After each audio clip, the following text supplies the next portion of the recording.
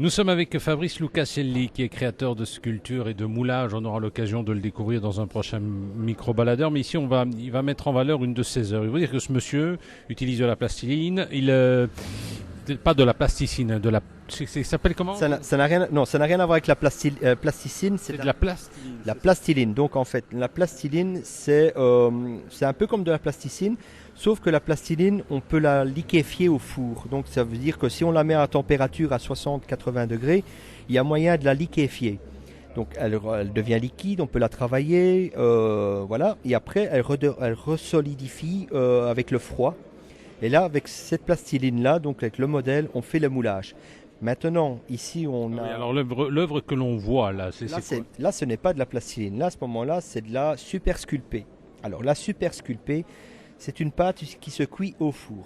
Donc, on la travaille, et après, on la cuit à 80 à 90 degrés. On la cuit et ça durcit un peu comme si c'était une statuette en terre ou en plâtre. Voilà, c'est assez dur, mais ça peut casser, mais c'est assez dur.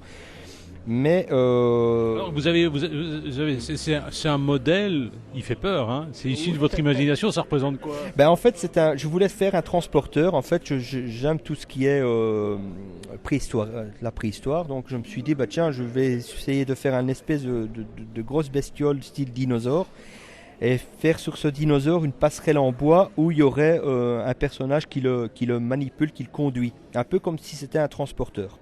Donc c'est ce que j'ai voulu vraiment donner à cette sculpture. Mais alors, vous utilisez aussi des matériaux nobles, parfois je vois du bois ou pas? C'est pas du bois. Hein. C'est pas du bois ça? Non, c'est pas du bois. C'est une statuette en résine qui est peinte à l'huile et qui fait. Donc j'ai patiné ma statuette pour faire un effet bois. Donc on croirait que c'est du bois, mais c'est pas du bois. C'est toute une peinture à l'huile à l'arrière. Alors ce qu'on peut voir, là on va aller devant. C'est une espèce de Saint-Nicolas. C'est Saint-Nicolas pour pâtisserie. Alors, il est marrant, votre Saint-Nicolas. Ben, il est original. Hein. C'est ce que le pâtissier voulait. C'est qu'il voulait un Saint-Nicolas qui se démarque de tout ce qu'on a déjà vu auparavant. Donc, ce qu'on a fait, ce que j'ai fait, c'est des recherches sur les Saint-Nicolas. Mais quand je voyais ce qui se passait,